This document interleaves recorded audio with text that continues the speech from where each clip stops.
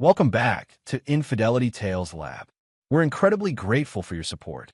Before we begin today's tale, tell us, which city or country are you joining us from? We love connecting with our global audience. Now, let's dive into today's story. Chapter 1. Ties That Bind. Trent Calloway never considered himself special growing up in Oak Ridge, a blue-collar town where ambition often died in the steel mill shadow. His father worked there for 30 years before lung disease claimed him. Unlike most of his peers, Trent harbored dreams beyond the town's borders. When he met Valencia Reed in junior year of high school, something clicked. Valencia came from the right side of Oak Ridge. Her father, Wade Reed, owned the most successful construction company in the county. Valencia was expected to date boys from families with similar standing, not the son of a steelworker. "You're different," Valencia told him on their third date, as they sat by Willow Creek. "Everyone else here just accepts what they're given. You want more." Their romance flourished despite her parents' initial disapproval. Valencia saw in Trent what others missed: determination wrapped in quiet confidence. When college acceptance letters arrived, Trent received a partial scholarship to state, but not enough to cover expenses. Valencia got into several prestigious universities. "We'll figure it out," she promised. "We'll stay together." Then September 11th happened during their senior year. The world changed, and so did Trent's path. The military offered structure, purpose, and college funding. When he told Valencia about enlisting, her reaction surprised him. "I always knew you'd find your way," she said, eyes bright with a mixture of fear and pride. "Just promise you'll come back to me." Wade Reed finally warmed to Trent when he enlisted. "Shows character," he told his daughter, though his wife Claudia remained skeptical. Valencia's best friend, Nora Wexler, warned her about military relationships. "Long distance never works," Nora cautioned, "especially military marriages. My cousin went through it." Valencia dismissed her concerns. Their love was different. After basic training, Trent proposed during his first leave. They married in a modest ceremony before his first deployment. Valencia in a simple white dress she bought off-rack despite her mother's horror. Trent in his dress uniform. 22 years old and full of promises. The reception wasn't lavish, but it was theirs. Wade made a toast that surprised everyone with its sincerity. "To the man who proved me wrong," he said, raising his glass to Trent. "Take care of my little girl." Trent's childhood friend Dexter Hayes served as best man.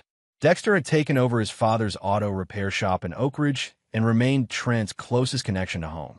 "You hit the jackpot, man," Dexter whispered during the reception. "Don't screw it up." What no one at the wedding could see was Wade Reed's construction company was facing financial troubles.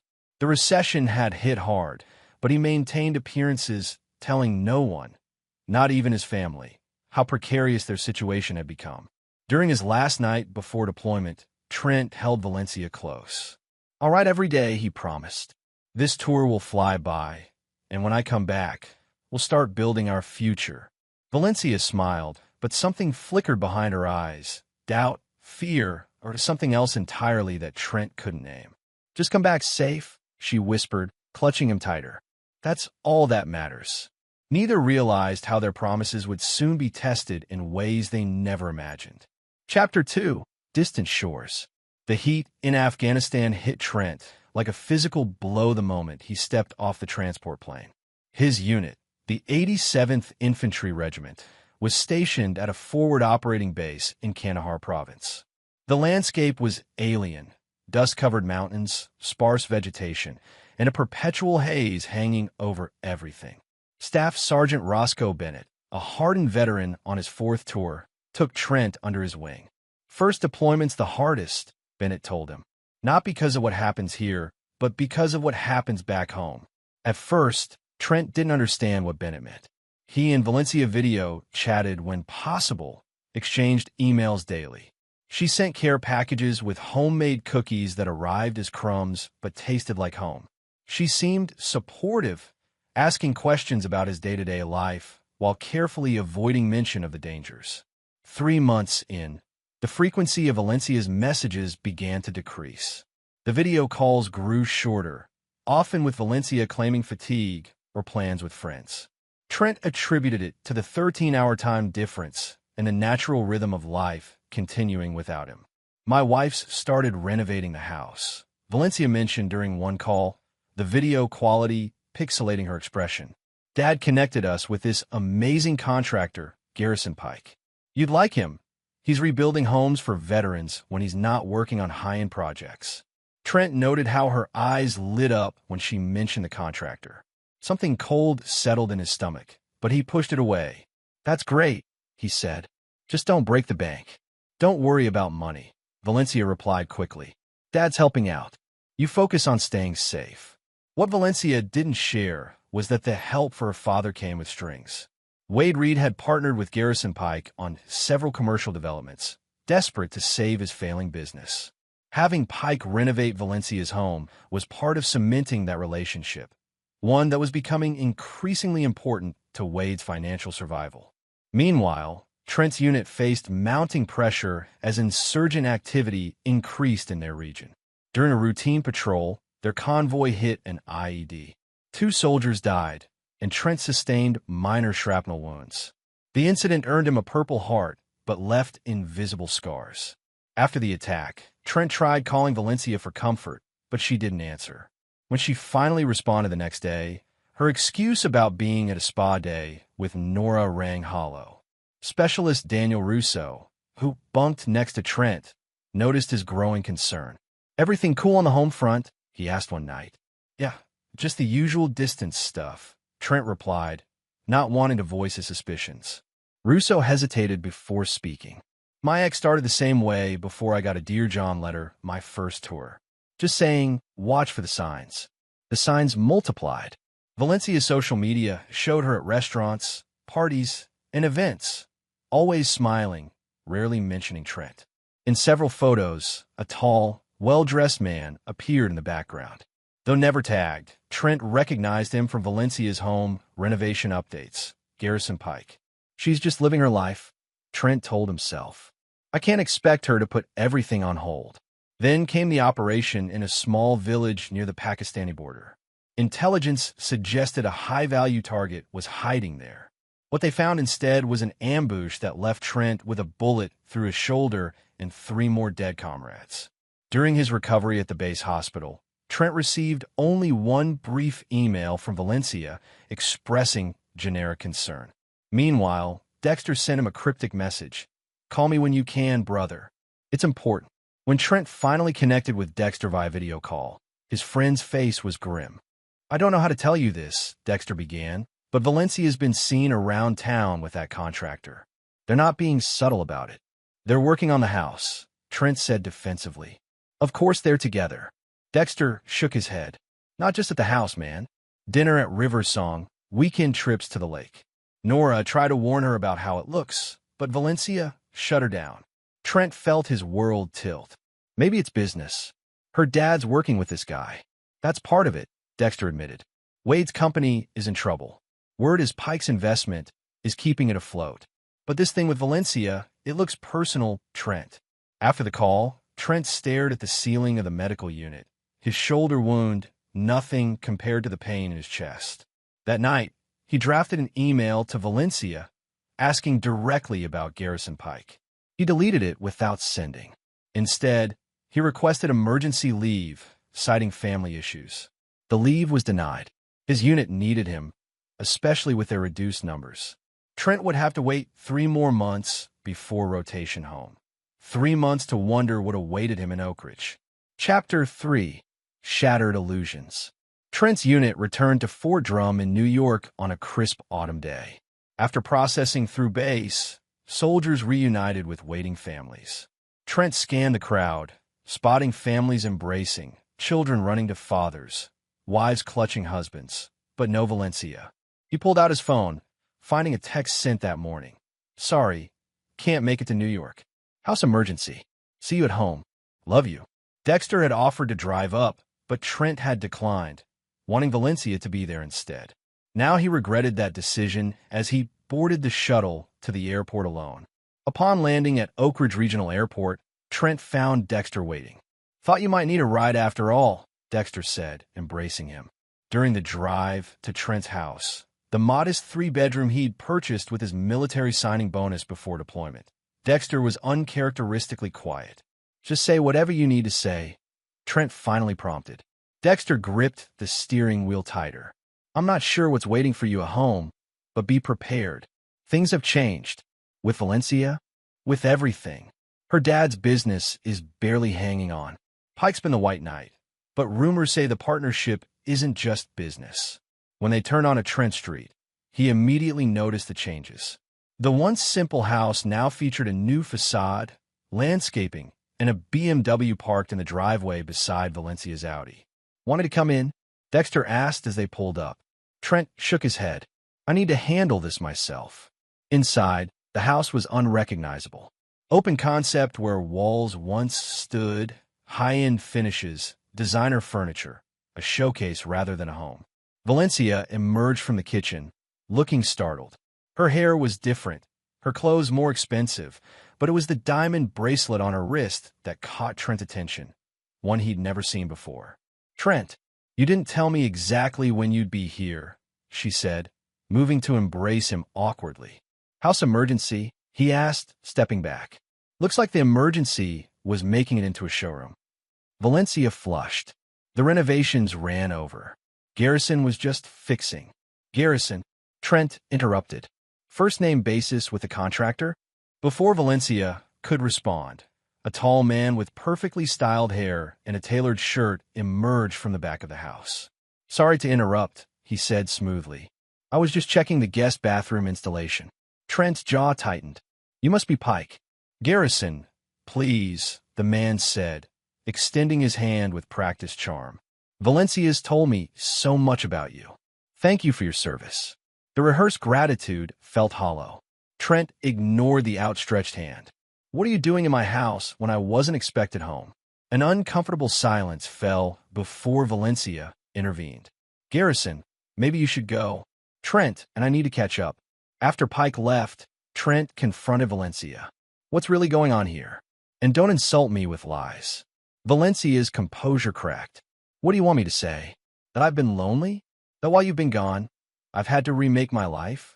Dad's business is failing, Mom's drinking again, and I've been here alone trying to hold things together." "And Pike's been helping you hold things together?" Trent asked quietly. "He understands what I'm going through. He's been here, while I've been dodging bullets and watching friends die," Trent finished. "I'm sorry that was inconvenient for you." Valencia's expression hardened. "You chose to leave. You chose the military over college, over me." "I chose to serve my country and build a future for us," Trent countered. "A future?" Valencia laughed bitterly. "Look at Garrison. He built his business from nothing. He employs dozens of people.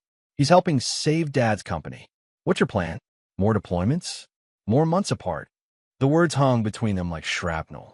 Valencia seemed to realize she'd gone too far, but couldn't take it back. "Is there something going on between you two?" Trent asked directly. Valencia looked away. "I don't know what you want me to say. The truth will be a start." After a painful silence, Valencia met his eyes. "I care about him. It wasn't planned, but while you were gone, I realized I deserve someone who'll be here. Someone successful, with ambition beyond a military career." The admission hit Trent like a physical blow. "Someone successful," he repeated. "Right." That night, Trent slept in the guest room. The next morning, he found an envelope on the kitchen counter. Inside was a letter from Valencia requesting divorce and a check from Wade Reed for $75,000, labeled property settlement. Trent called a lawyer that afternoon. Within a week, he had moved out, renting a small apartment above Dexter's auto shop. The divorce proceedings began quickly, with Valencia eager to finalize things. Through it all, Trent maintained a composed exterior that worried his friends. "You're too calm," Dexter observed one evening. "It's not natural. What good would losing it do?" Trent replied, "She's made her choice." What Trent didn't share was that beneath his calm demeanor, a plan was forming, not just for survival, but for transformation. The military had taught him strategy, patience, and how to identify an enemy's vulnerabilities. Valencia and Garrison had underestimated him, as had Wade Reed with his insulting payoff attempt. They thought Trent Calloway was a stepping stone on their path to success. They would soon discover he was actually a landmine, waiting for the right pressure to detonate. Chapter 4. Foundations of Vengeance. The divorce was finalized in record time, with Valencia eager to move forward with her new life. Trent signed the papers without contesting anything, a decision that puzzled both his lawyer and Dexter. "She's taking you to the cleaners," his attorney, Leona Bradshaw, warned. "We could fight for more." "I don't want anything from her," Trent replied. Clean break. Leona, a sharp-witted divorce attorney who specialized in military cases, studied him with concern. "This isn't like most soldiers I represent. Usually, there's anger, resentment." "Who says I'm not resentful?" Trent asked with a smile that didn't reach his eyes. What no one understood was that Trent's apparent passivity was calculated. While Valencia celebrated her freedom with Garrison Pike at Oak Ridge's upscale venues, Trent was conducting reconnaissance. The military had taught him that information was power, and he gathered intelligence on his targets. Wade Reed's financial troubles were deeper than rumored. Through conversations with construction workers at Dexter's shop, Trent learned that Reed Construction had leveraged everything on a major development project, Westridge Plaza, with Pike as the primary investor and architectural lead. "Old man Reed's betting it all," said Hector Vasquez, a foreman who frequented the auto shop. "If Westridge succeeds, the company's saved. If not, he's finished." Trent also discovered Garrison Pike's reputation wasn't as sterling as his image suggested. Former employees complained about unreceived paychecks and questionable business practices. Pike Designs projected luxury and success, but insiders whispered about corners cut and regulations skirted. Meanwhile, Trent took stock of his own resources. The military had given him discipline, leadership skills, and strategic thinking. His combat experience had taught him to remain calm under pressure and identify weaknesses in any situation. He had his modest savings, the $75,000 settlement he hadn't touched, and his VA benefits. Most importantly, he had time. Valencia and Pike thought he was broken, a jilted husband licking his wounds. Their underestimation was his greatest advantage. 3 months after the divorce, Trent enrolled in business courses at the community college using his GI Bill benefits. His focus, supply chain management and entrepreneurship. His professors noted his intensity and practical approach to every assignment. "You're not like our typical students," observed Professor Dominique Torres after Trent presented a business case study. "You're already thinking 10 steps ahead." While taking classes, Trent maintained his job at Dexter's shop, learning the business side of operations. He saved aggressively, living in the apartment above the garage and spending little on himself. Trent's military connections proved valuable when he reached out to Staff Sergeant Bennett, now stationed at Fort Bragg. "Remember how the guys always complain about our boots?" Trent asked during their call. "How they fell apart in the field." "Standard issue garbage," Bennett confirmed. "Why?" "I'm thinking about solving that problem," Trent replied. "Would you connect me with some of your current unit? I need feedback." Bennett, pleased to hear from his former soldier, readily agreed. Most of these guys would talk for hours about what's wrong with their gear. Through these conversations, Trent identified a clear gap in the market: tactical footwear that actually met the needs of operators in the field. Military contractors supplied subpar products at premium prices, while civilian options weren't designed for combat conditions. 6 months into his planning, Trent took a calculated risk. He approached Leona Bradshaw with a business proposal, legal guidance for a startup in exchange for future equity. "I need someone who understands contracts and isn't afraid of going up against established players," he explained. "Your reputation as a shark in divorce court suggests you're exactly what I need." Leona was intrigued. "What's the business?" "Specialized tactical footwear, initially targeting military and law enforcement," Trent explained, showing her his comprehensive business plan, eventually expanding to civilian outdoor markets. Impressed by his preparation, Leona agreed to represent him. "What are you calling this venture?" Trent smiled. "Callaway Tactical. Simple, direct, honest, everything Pike Designs isn't." While building his business foundation, Trent maintained surveillance on Valencia and Pike.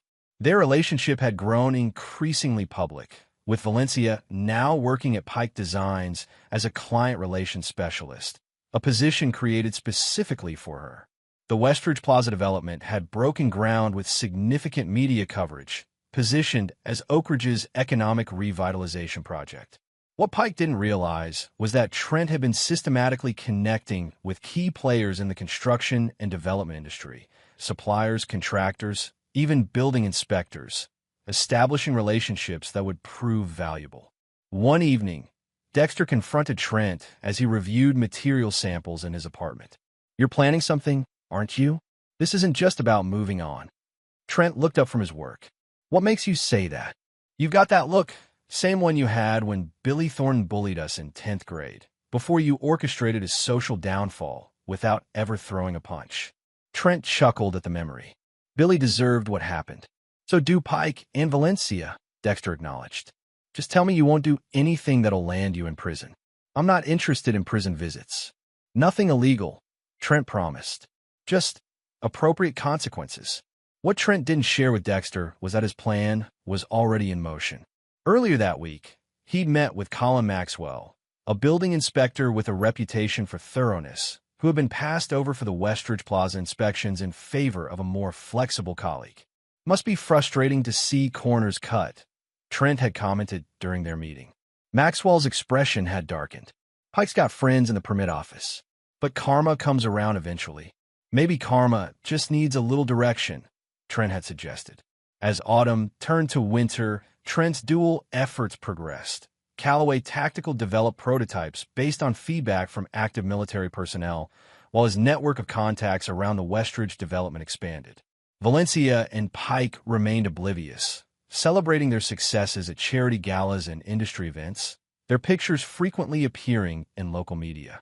At one such event, photographed for the Oak Ridge Chronicle Society page, Pike was quoted, "Success isn't about where you start, but where you end up.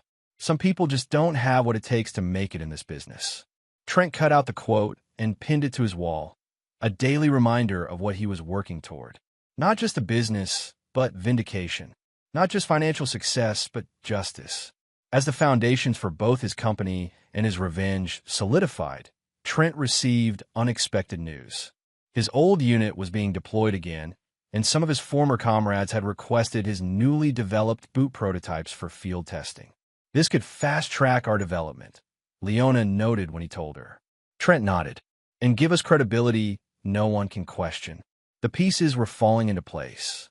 While Valencia and Pike planned their engagement announcement, scheduled to coincide with the Westridge Plaza's Phase 1 completion, Trent prepared for a different kind of unveiling, one that would shake the very foundation of everything they were building.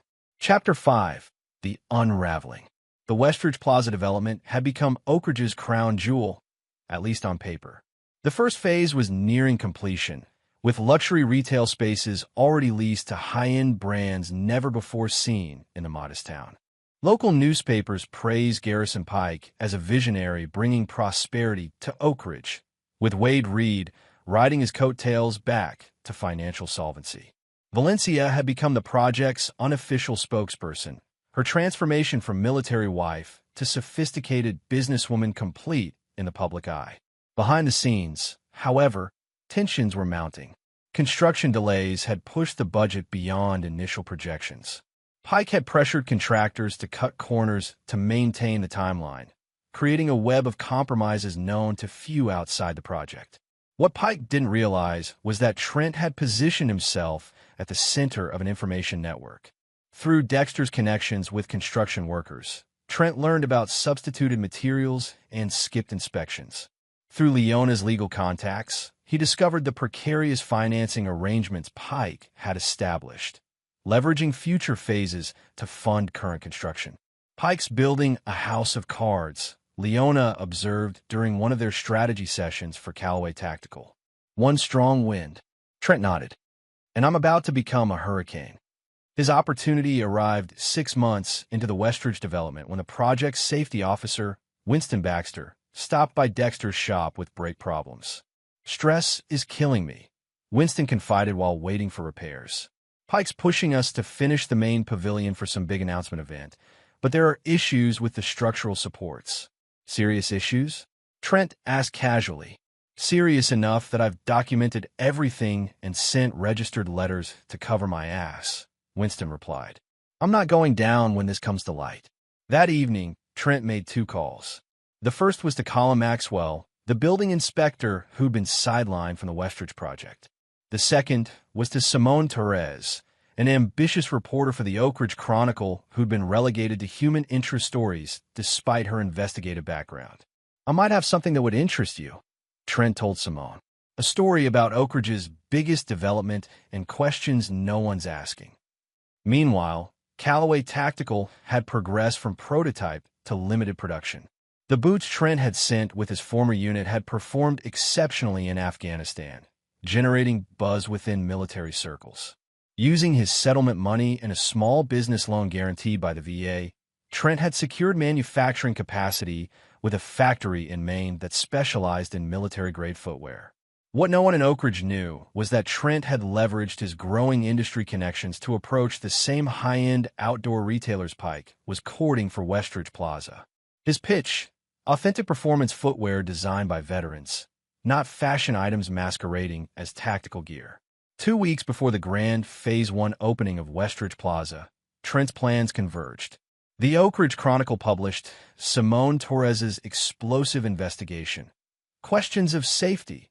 Westridge development shortcuts exposed. The article detailed substituted materials, skipped inspections, and structural concerns backed by Winston Baxter's documentation and Colin Maxwell's professional assessment. The same day, the Department of Building Safety announced an emergency inspection of all Westridge Plaza structures before any occupancy permits would be issued. Construction halted immediately. Pike was blindsided. At an emergency meeting with Wade, Reed, and other investors, he projected confidence. This is a minor setback. Some disgruntled ex-employee making noise. We'll handle it. Valencia, now sporting an ostentatious engagement ring, publicly defended Pike in a press conference. These allegations are baseless attacks on Oak Ridge's economic future. Garrison Pike's reputation for excellence speaks for itself. What they couldn't know was that Trent had already met with the major retailer signed for Westridge Plaza, presenting evidence of the structural concerns and offering them space in a competing development. One actually built to code in neighboring Clayton County.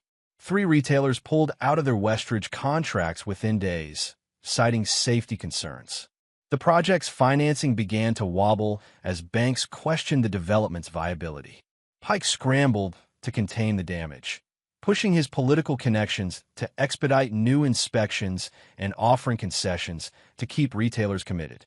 But the bad news continued when whistleblowers from Pike's previous projects came forward with similar stories of cut corners and safety violations.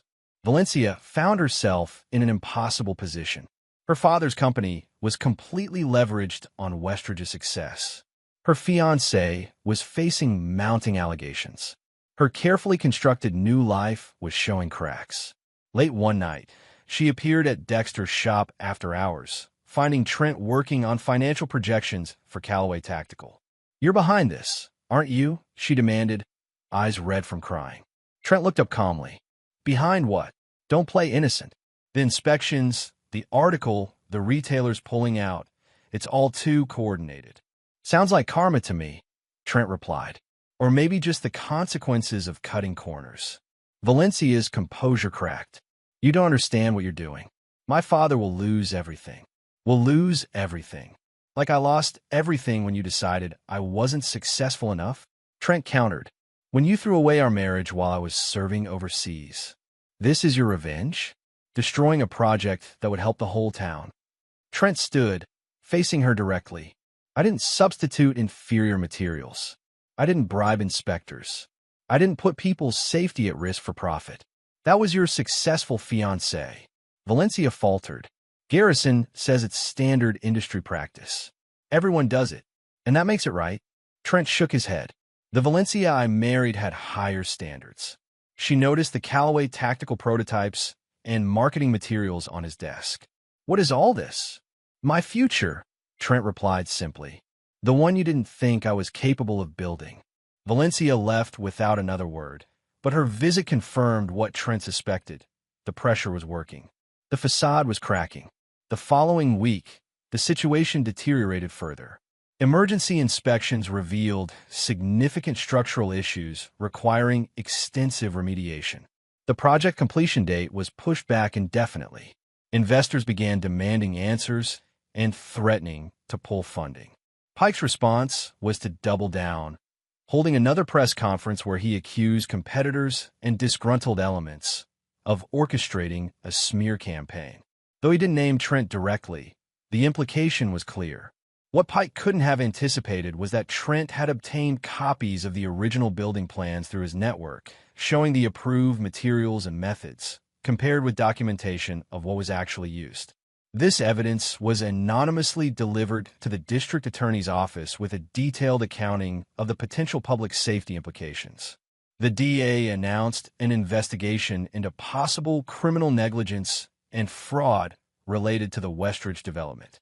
Pike's political connections suddenly became liabilities as officials distanced themselves from the controversy. Meanwhile, Valencia discovered financial irregularities in Pike's personal accounts, transfers from business funds to cover mounting personal expenses and lavish purchases. When confronted, Pike's charm vanished. "Mind your own business," he snapped. "I'm trying to save this project and your father's company. Show some gratitude." Their relationship, built on mutual ambition and superficial attraction, began to fray under real pressure. Valencia started to see Pike not as the successful visionary she'd thought, but as someone who took shortcuts and assigned blame rather than accepting responsibility. Everything Trent wasn't. The final blow came when 3 of the major banks financing Westridge Plaza called their loans due to material breach of development agreements. Pike lacked the liquidity to cover the demands, and Wade Reed's company wasn't in position to help. At the height of the crisis, Trent launched Callaway Tactical with a media campaign featuring testimonials from active military personnel. The company's motto, "Built with integrity, tested in combat," was a not-so-subtle contrast to Pike's faltering reputation. Within days of launch, Callaway secured a limited contract with a Special Forces unit, a credential that immediately established the company's legitimacy. Orders began flowing in from military personnel and law enforcement agencies who had heard about the boots through the veteran community. When Pike tried to secure emergency financing to save Westridge Plaza, he discovered that potential investors had already been approached about Callaway Tactical's expansion plans. Several had chosen to back Trent's venture instead, impressed by his approach and the product's authenticity. The unraveling was complete when Wade Reed, facing financial ruin, made a desperate decision. He approached Trent directly, meeting him at the small manufacturing facility Callaway had established on the outskirts of Oak Ridge. "You've won," Wade said, looking older than his years. "Pike's finished. Valencia's devastated. Was that enough revenge for you?" Trent regarded his former father-in-law calmly. "This was never about revenge, Wade. It was about consequences."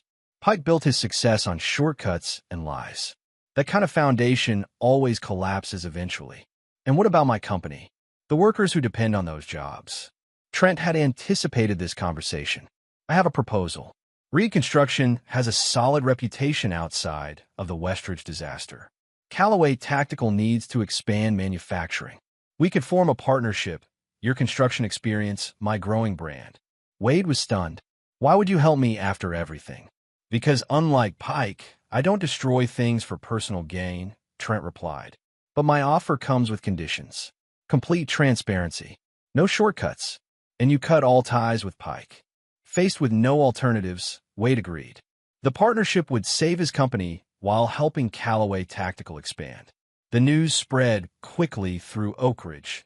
Trent Callaway, the discarded husband, was now the town's unlikely economic savior.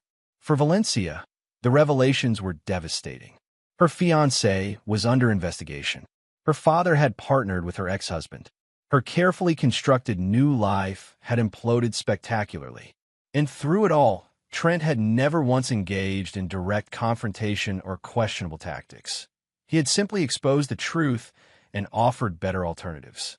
The revenge she had accused him of was really a mirror, reflecting the consequences of her own choices back at her. Chapter 6: Phoenix Rising. In the aftermath of the Westridge Plaza collapse, Oak Ridge experienced a period of economic uncertainty. The promised revitalization had evaporated, leaving half-finished structures and unemployed construction workers in its wake. Garrison Pike faced multiple investigations, criminal charges for negligence and fraud, civil lawsuit from investors and contractors, and professional censure from architectural associations. His response was characteristic. He fled town overnight, taking what liquid assets remained and leaving Valencia to face the consequences alone. The engagement ring, which Valencia discovered was purchased with company funds, became evidence in the fraud investigation. While Pike avoided immediate consequences through expensive attorneys and jurisdictional complications, his reputation was destroyed. Former business associates distanced themselves, and his previous projects came under scrutiny for similar violations. Valencia, abandoned and humiliated, retreated from public view. Her position at Pike Designs disappeared with the company's bankruptcy. Her social circle, built around her relationship with Pike and their shared success, evaporated when both proved illusory. Contrary to expectations, Trent took no public pleasure in their downfall. When asked about the situation by local media interested in the drama, he offered only a measured response. Business should be built on integrity and actual value, not appearances. Callaway Tactical focuses on creating products that perform when lives depend on them.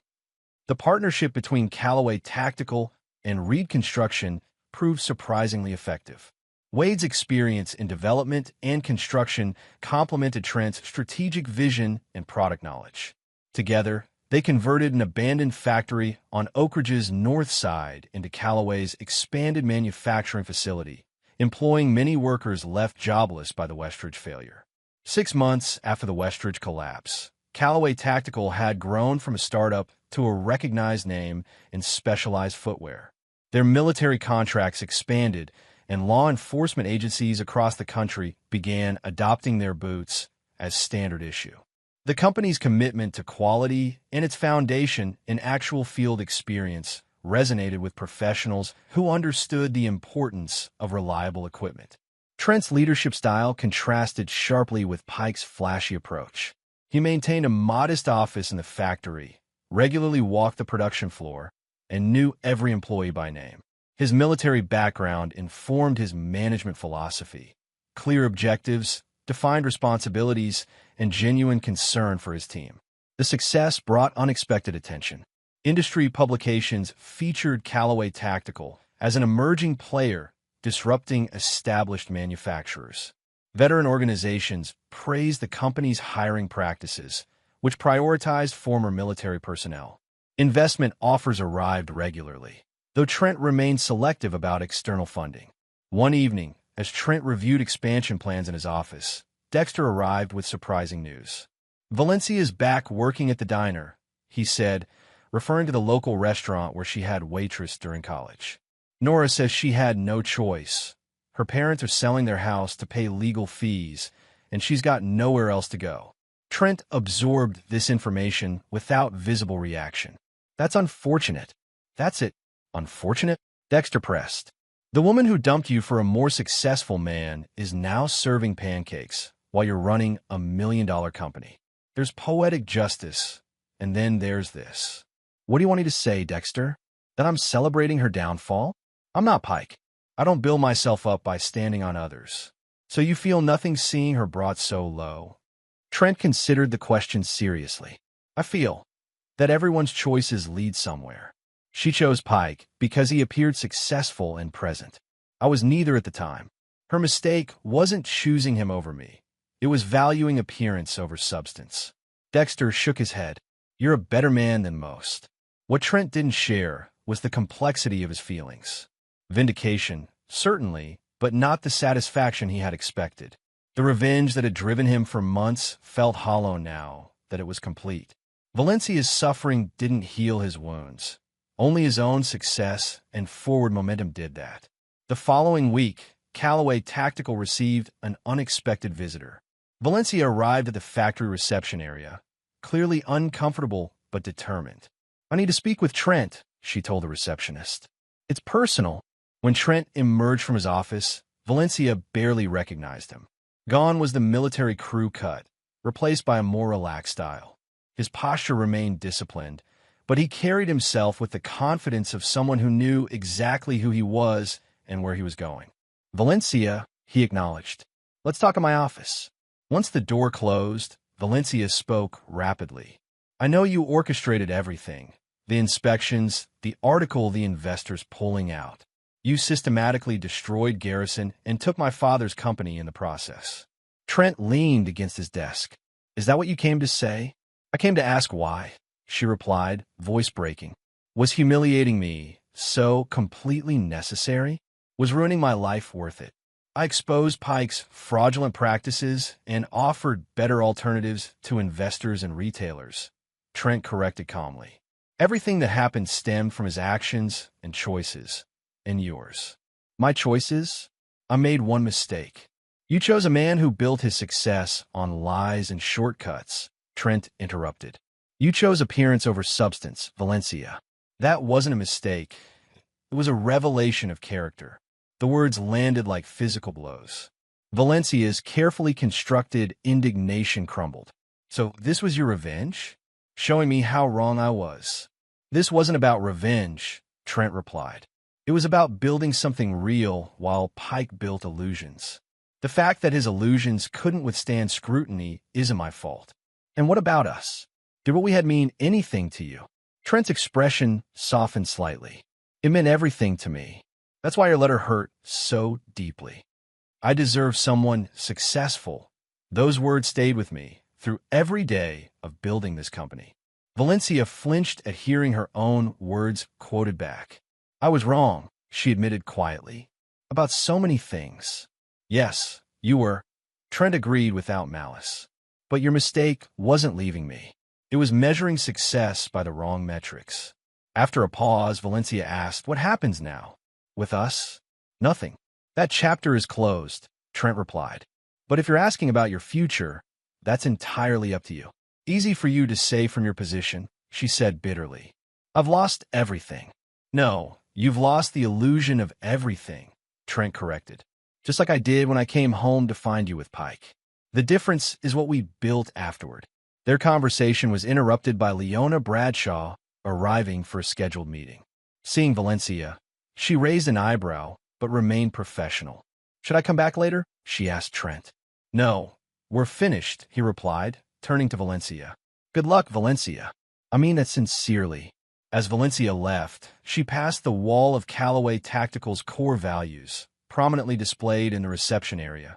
Integrity, resilience, innovation, purpose. Words that once would have seemed quaint to her now felt like an indictment of all she had valued and lost.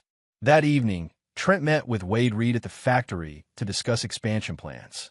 Despite their complicated history, they had developed a functional professional relationship. Valencia came to see you today, Wade noted. It wasn't a question. She did, Trent confirmed. She's struggling, Wade said, the concern of a father evident in his voice. Claudia and I are doing what we can, but the legal bills. Trent nodded. I heard you're selling the house. No choice. Pike left us holding most of the bag, Wade admitted. The partnership with you saved the business, but our personal finances are another matter. After their meeting concluded, Trent made a decision that surprised even himself. Through an anonymous arrangement facilitated by Leona, he purchased the Reed family home at its full market value, allowing the bank to place it in a rental program that permitted the Reeds to remain as tenants at a reduced rate. When Dexter discovered this arrangement, he was baffled. After everything they put you through, why help them? Trent struggled to articulate his reasoning. Because revenge wasn't the point. Building something better was. And because carrying hate is heavier than carrying compassion.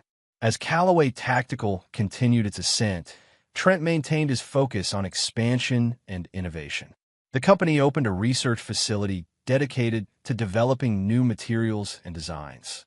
They launched a civilian line that quickly gained traction in outdoor and workwear markets. National retailers began carrying their products, and international distribution deals were in negotiation. Meanwhile, Garrison Pike's legal troubles mounted. Unable to secure high-profile contracts after his reputation collapsed, he attempted to launch a new venture in Florida under a different company name. The scheme unraveled when previous clients recognized him and alerted authorities to his presence. Valencia, gradually rebuilding her life, enrolled in community college courses while continuing to work at the diner. The experience of serving others rather than being served proved transformative. The humility forced upon her created space for genuine self-reflection. 1 year after the Westridge Plaza collapse, Oak Ridge had recovered. Callaway Tactical's success generated ancillary businesses and opportunities. The abandoned Westridge site was eventually purchased by a regional developer who, working with Reed Construction, converted it into a mixed-use development with more modest but sustainable goals. Trent, now 31, had achieved success beyond what either he or Valencia had imagined possible during their marriage. Yet material success wasn't what drove him forward. It was the knowledge that he had built something authentic, a company that reflected his values and created genuine value for others. His revenge, if it could be called that, wasn't in Valencia and Pike's downfall. It was in proving that integrity and perseverance could achieve what shortcuts and appearances couldn't. Lasting success built on solid foundations. Chapter 7. Empire Building. 5 years after the Westridge Plaza debacle, Callaway Tactical had evolved from a specialized footwear company into Callaway Performance Systems, a comprehensive provider of tactical gear, training, and consulting services with operations across the United States and contracts in 12 countries. The company's headquarters remained in Oak Ridge, though the original factory had expanded multiple times to accommodate growing production demands. The abandoned industrial zone surrounding the facility had transformed into a vibrant business park housing suppliers, technology partners, and support services, all part of the Callaway ecosystem. Trent's leadership approach had become legendary within the industry. His military background informed his management philosophy: clear objectives, defined responsibilities, and genuine concern for his team. But it was his strategic vision that truly distinguished the company. While competitors chased trends, Callaway identified and solved fundamental problems for operators in the field. The difference between us and everyone else, Trent explained to new employees, is that we never forget who we serve and what's at stake when our products are deployed. This unwavering focus on end-user needs earned Callaway contracts with elite military units, federal law enforcement agencies, and international security organizations. Their testing protocols, which subjected every product to real-world conditions before approval, became industry standards. The company's expansion into training and consulting happened organically when clients began requesting guidance on equipment implementation and operational procedures. Trent built this division by recruiting veterans with specialized expertise, creating a second career path for former operators while enriching Callaway's knowledge base. By any measure, Trent Callaway had become the embodiment of success. The company employed over 500 people, annual revenues exceeded $100 million, and industry publications regularly featured him as a visionary leader who had disrupted established markets through innovation and authenticity. Despite his professional accomplishments, Trent maintained a relatively private personal life. He had purchased a modernized farmhouse on 30 acres outside Oak Ridge, where he could find solitude after demanding days. His closest relationships remained with Dexter and a small circle of military friends, though his position necessitated a broader social network. Leona Bradshaw, whose early legal support had been crucial to Callaway's formation, now served as chief legal officer and one of Trent's most trusted advisors. Their professional relationship had deepened into genuine friendship based on mutual respect and shared values. "You never actually talk about it," Leona remarked during a rare social dinner at Trent's home. The transformation from jilted husband to industry leader. "It's quite the story." Trent smiled, because it's not the story most people think it is. "Oh, what's the real story then?" "It's not about revenge or proving Valencia wrong," Trent replied, choosing his words carefully. "It's about finding purpose. The military gave me that once. When I lost it, and her, I had to find something new to drive me forward. And building an empire was it." Leona pressed. "Building something meaningful," Trent corrected. "Something that matters to people who put their lives on the line. The size was never the point." What Trent didn't articulate was how completely his identity had evolved beyond his past. The pain of Valencia's betrayal had faded, replaced by appreciation for the catalyst it had provided. Without that breaking point, he might never have discovered his true capabilities or purpose. Meanwhile, Oak Ridge had been transformed by Callaway's success. The once struggling town now attracted young professionals and businesses seeking proximity to the company's operations. Property values had increased, the downtown area had been revitalized, and educational opportunities had expanded with Callaway's support for technical training programs at the community college. Wade Reed had retired from active management at Reed Construction, though the company remained a key partner in Callaway's infrastructure projects. The partnership had restored the Reed family's financial stability, albeit not to their previous level of affluence. Valencia's journey had taken unexpected turns. After completing an associate's degree in business administration, she had secured an entry-level position at a regional marketing firm. Her experience, both the rise with Pike and the subsequent fall, had given her insights into authentic value versus superficial success. She advanced steadily through determination and genuine skill rather than connections or appearances. Occasionally, Trent and Valencia crossed paths at business functions or community events. Their interactions remained cordial but distant, a mutual acknowledgement of their shared history without any attempt to revisit it. What neither knew was that their paths would soon converge again under circumstances neither could anticipate. The catalyst was a routine business decision.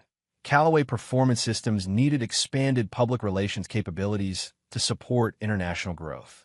After reviewing proposals from several firms, Trent's team selected Meridian Marketing, Valencia's employer, based on their regional expertise and competitive pricing.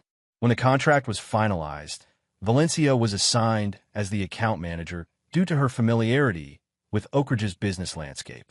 Her first meeting at Callaway headquarters would be her first direct professional interaction with Trent in years. The night before the meeting, Valencia sat in her modest apartment reviewing Callaway's materials.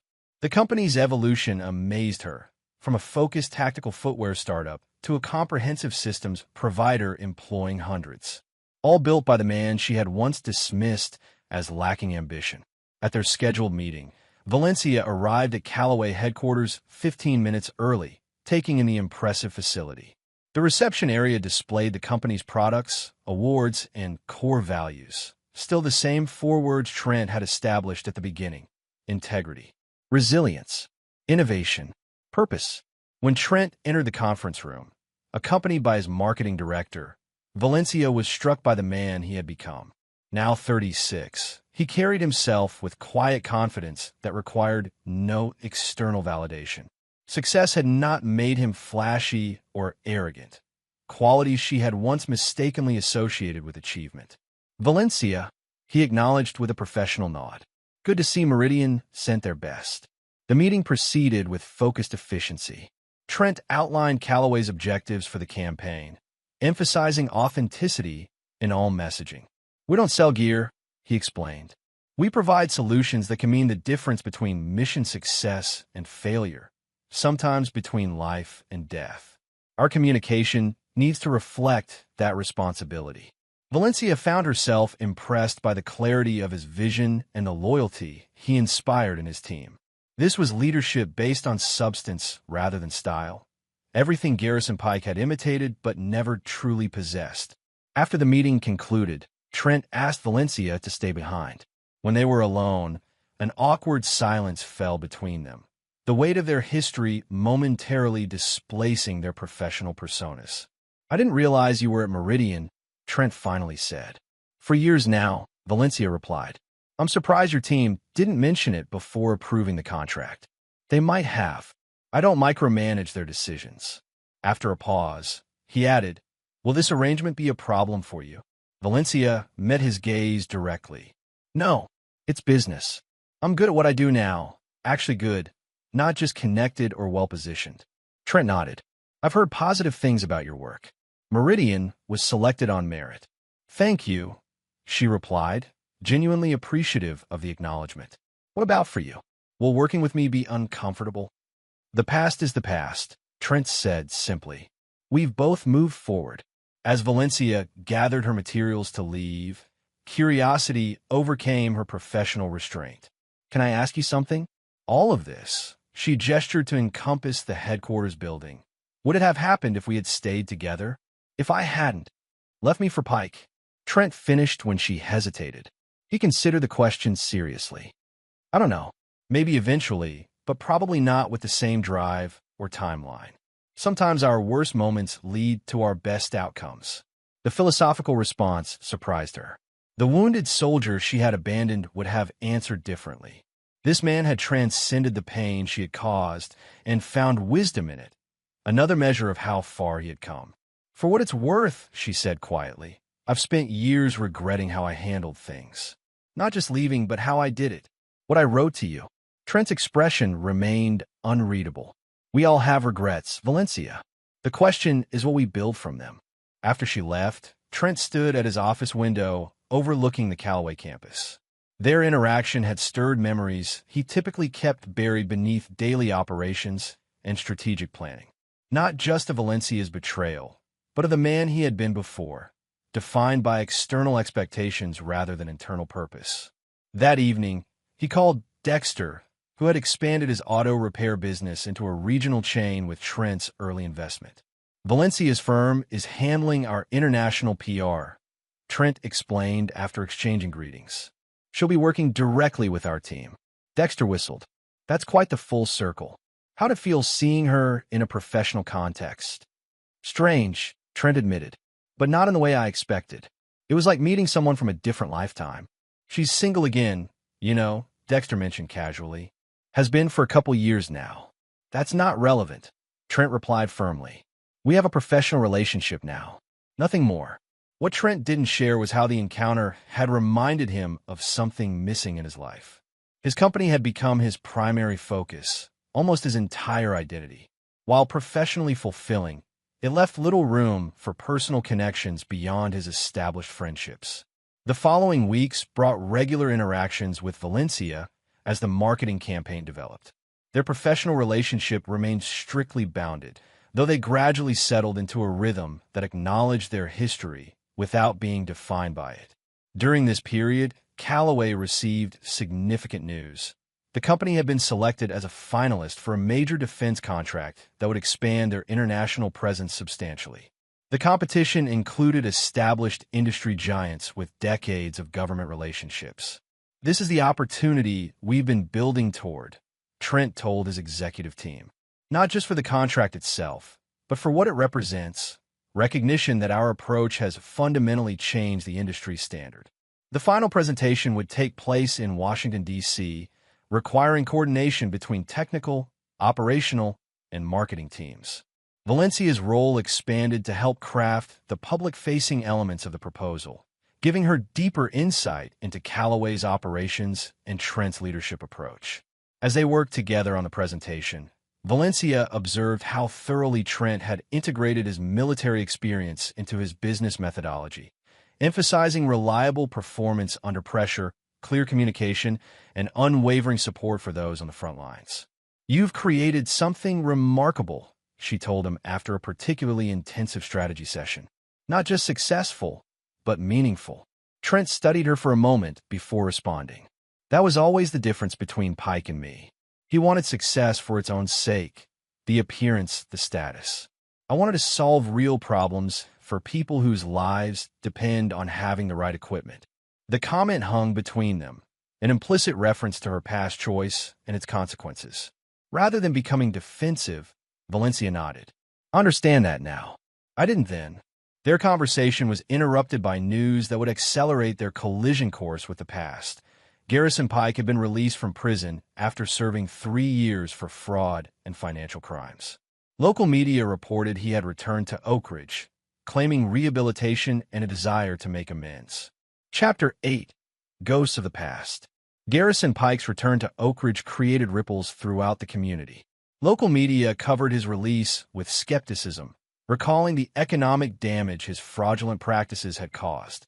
Former associates distanced themselves, unwilling to risk their reputations through renewed connection.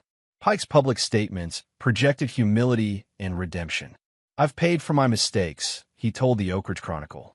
"Now I want to give back to the community I harmed through legitimate business ventures." Few believe his transformation was genuine, but Pike persisted in attempting to rebuild his presence in Oak Ridge.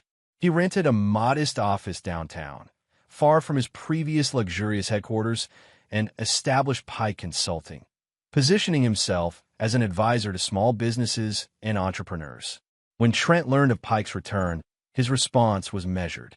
"As long as he operates legally and stays away from my company, his presence doesn't concern me," he told his executive team, who worried about potential disruption. Valencia's reaction was more complicated.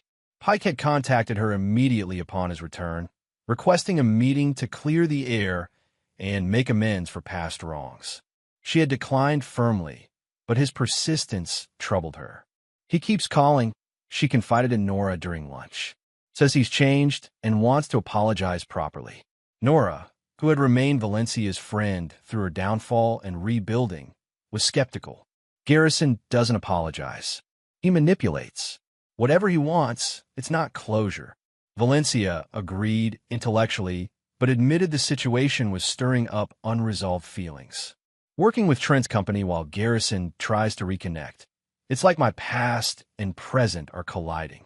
The collision intensified when Pike began publicly praising Callaway Performance Systems as an example of the innovation Oak Ridge needs and expressing interest in potential collaborative opportunities.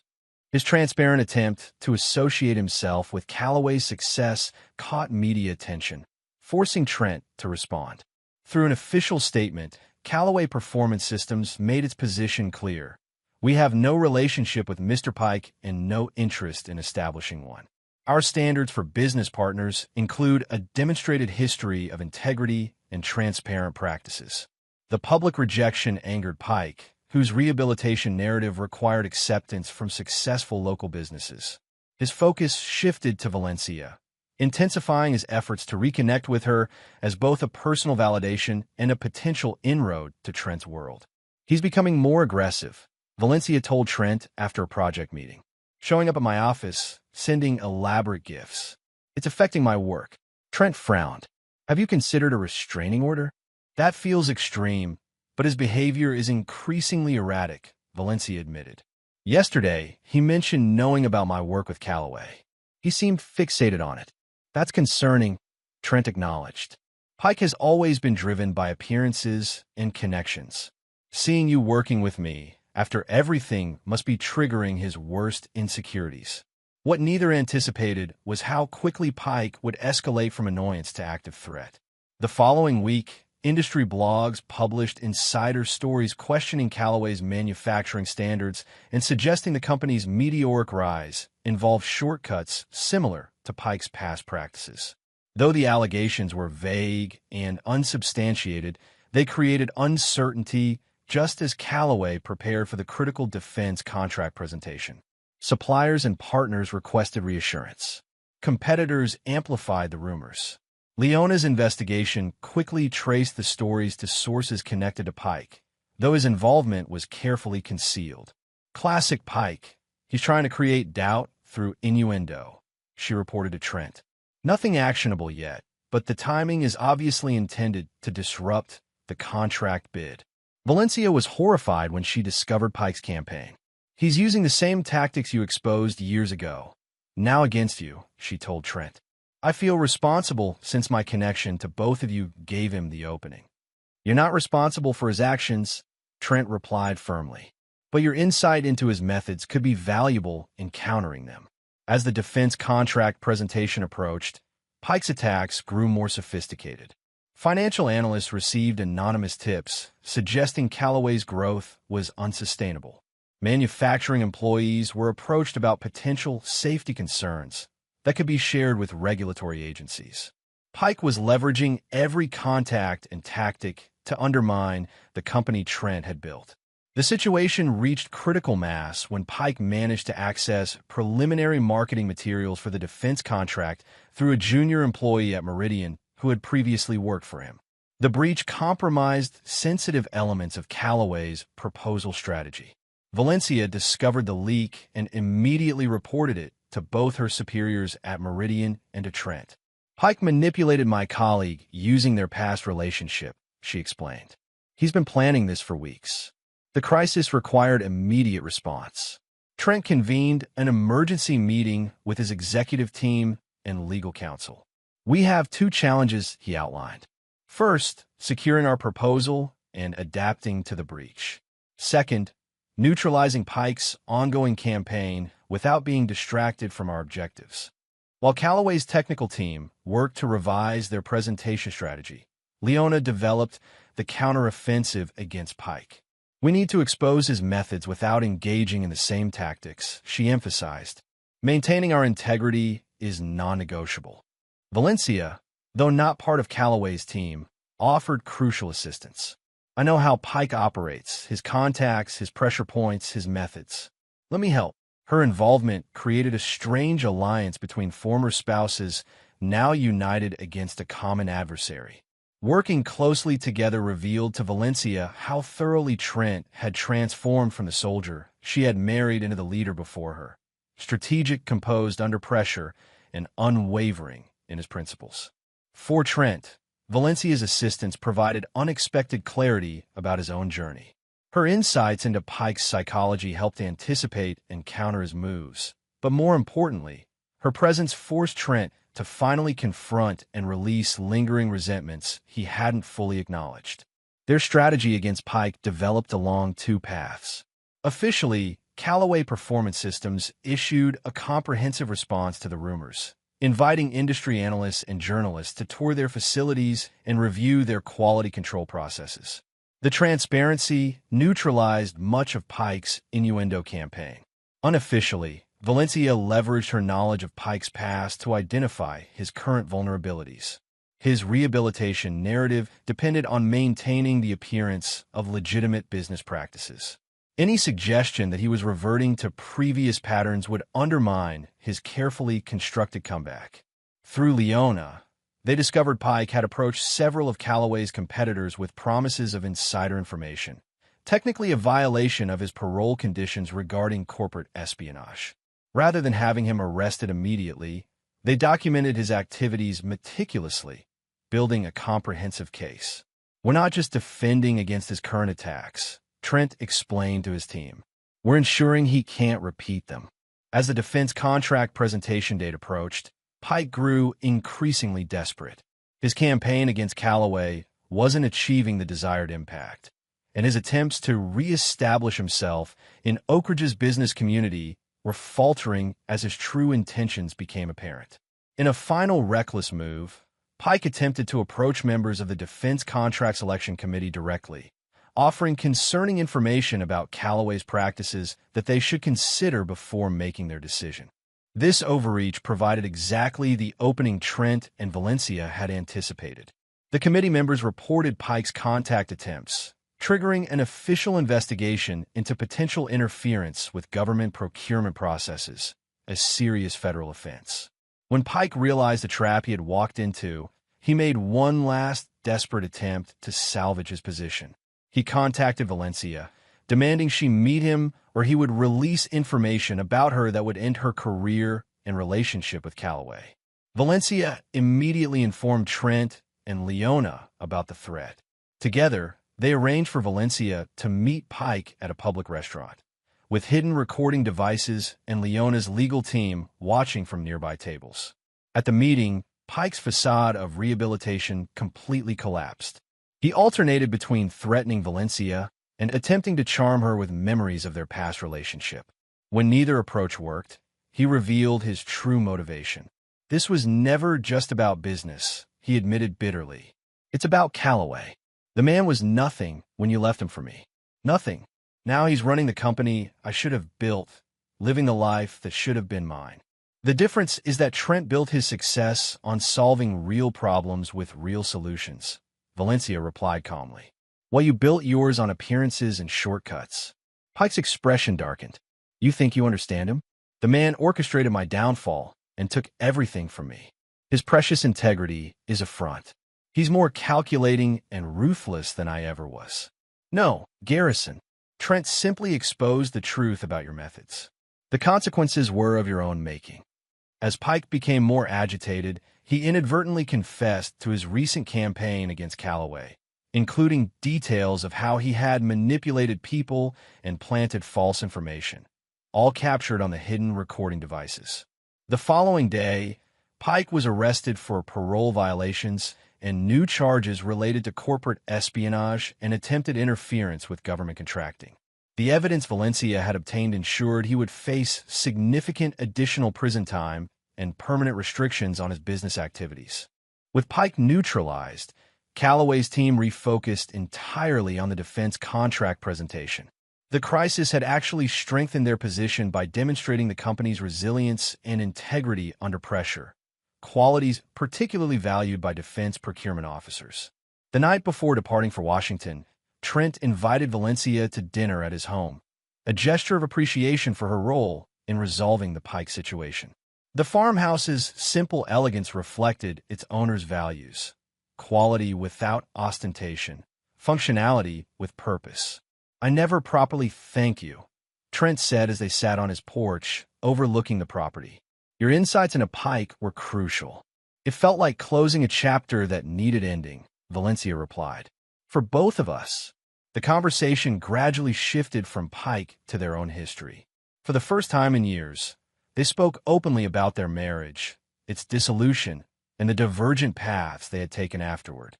"I've wondered sometimes," Valencia admitted, "what would have happened if I'd had the maturity then to see what I see now. Which is, that success isn't what I thought it was." Pike seemed successful because he projected the image of it, the clothes, the cars, the connections. But it was hollow. What you've built has substance and purpose. Trent considered her words. "We were young. I was away. You were surrounded by people defining success in superficial terms. We both had growing to do."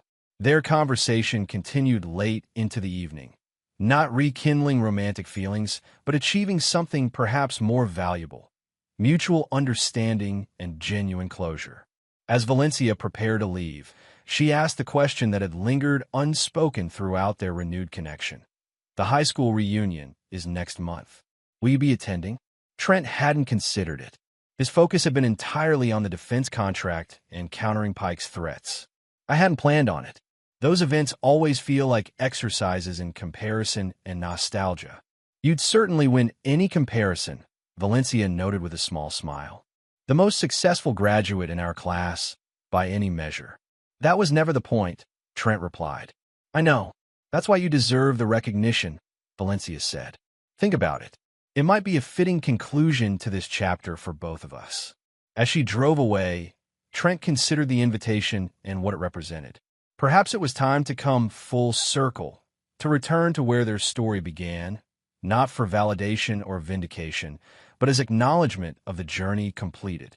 The following morning, Trent and his team departed for Washington, focused entirely on the presentation that could expand Calloway's impact globally. The past, for the moment, was placed firmly behind them. Chapter 9. Full Circle. The Oak Ridge High School 20th reunion was held at the Grand Meridian Hotel, the most upscale venue in the now prospering town. The transformation of Oak Ridge over 2 decades mirrored the divergent journeys of its graduates. Some had flourished beyond expectations, others had struggled against unforeseen challenges, and many had settled into lives different from their youthful ambitions. The reunion committee, chaired by Nora Wexler, had spent months planning the event. The guest list revealed the scattered paths of the class of 2005: doctors, teachers, entrepreneurs, parents, and everything in between. But one name generated particular anticipation: Trent Calloway, whose success had put Oak Ridge on the map and whose personal story had become local legend. "Is he actually coming?" committee members asked repeatedly. "Has he confirmed?" Trent had neither confirmed nor declined. The defense contract presentation in Washington had been successful, with the final decision expected within weeks. Upon returning to Oak Ridge, he had immersed himself in operational matters, the reunion invitation set aside amid more pressing concerns. 3 days before the event, Dexter raised the subject during their monthly dinner. "So, are you going to show these people who you've become, or what?" Trent shrugged. What would be the point? The people who matter to me already know who I am. Maybe it's not about proving anything, Dexter suggested. Maybe it's about closing a circle. The phrase echoed Valencia's words from weeks earlier. Trent considered how much had changed since their high school days, since his return from deployment to find his marriage shattered, since the painful rebuilding that followed, since the recent confrontation with Pike that had finally exorcised old ghosts. "I'll think about it," he told Dexter, though he remained uncertain. The morning of the reunion, Trent received the news he had been waiting for. Callaway Performance Systems had won the defense contract, securing the company's international expansion and validating its approach against entrenched competitors. The team celebrated the achievement, though Trent remained characteristically focused on implementation rather than accolades. That evening, as the reunion began at the Grand Meridian, speculation about Trent's attendance grew among former classmates. His absence would be conspicuous, his presence momentous. Valencia arrived early to help Nora with final arrangements. She had debated attending, knowing her history with Trent and Pike would be a subject of inevitable gossip. But she had earned her place in Oak Ridge through years of rebuilding her life and reputation. She belonged at the reunion as much as anyone. "Have you heard if Trent is coming?" Nora asked as they arranged name tags. "I suggested he should, but he seemed reluctant," Valencia replied. "It might be for the best. Our history would overshadow everything else."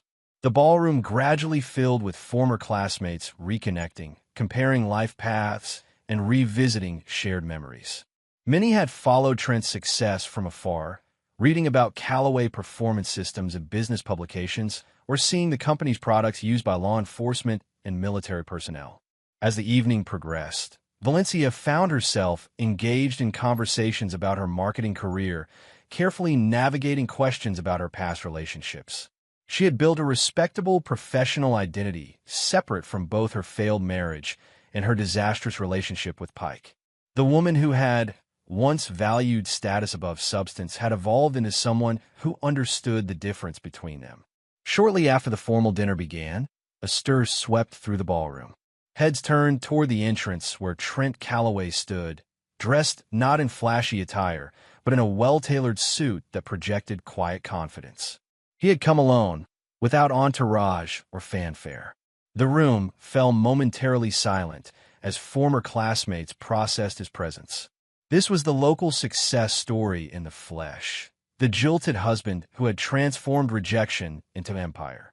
Valencia felt her heart beat faster as conversations resumed with increased energy. Trent moved through the room with natural ease, greeting former classmates without pretension. His manner was engaged but reserved, exactly as Valencia would have expected from the man she now knew him to be. When he approached her table, the surrounding conversations hushed slightly, attendees not even attempting to disguise their interest in this interaction. "Valencia," he greeted her with a genuine smile. "You and Nora did an excellent job with the arrangements." "I'm surprised you came," she replied honestly. "Dexter and you both made the same point about closing circles," Trent said. It seemed like the right time. Their exchange was observed with fascination by those nearby, many of whom had followed the dramatic arc of their relationship through local gossip over the years. What they witnessed was neither awkward tension nor romantic reconciliation, but something more nuanced, mutual respect between two people who had traveled difficult roads to become their authentic selves. As the reunion continued, Trent was approached by former teachers, classmates, and even Valencia's parents, who attended as chaperones. Wade Reed's interaction with his former son-in-law was particularly noted, cordial and respectful, reflective of their current business relationship rather than their complicated past. The reunion committee had planned a series of light-hearted awards for attendees. Most children traveled farthest, most career changes. When they announced most successful, the room erupted in applause before Trent's name was even called. He accepted the recognition with grace, but redirected attention to the collective achievements of their class. "Success isn't measured by company size or revenue," he noted in brief remarks. "It's found in building something meaningful, whether that's a business, a family, a community contribution, or simply becoming who you were meant to be." The words resonated deeply with Valencia, who understood their personal significance. The Trent addressing their classmates had integrated his past experiences, including his pain, into wisdom that defined his present without controlling it. Later in the evening, as attendees mingled and reminisced, the hotel manager approached Trent with urgent concern. "Mr. Calloway, there's a security situation at the entrance. Your bodyguards are causing quite a stir." Trent appeared confused. "I don't have bodyguards." The situation clarified when they reached the lobby. A black SUV had pulled up to the hotel entrance, and two professionally dressed security personnel stood scanning the area with the unmistakable alertness of professional protection specialists. Before Trent could inquire, the rear door opened, and an elegant woman emerged, Leona Bradshaw, accompanied by Calloway's executive team. "Sorry for the dramatic entrance," Leona apologized as she approached. "But we couldn't wait until morning to deliver the news."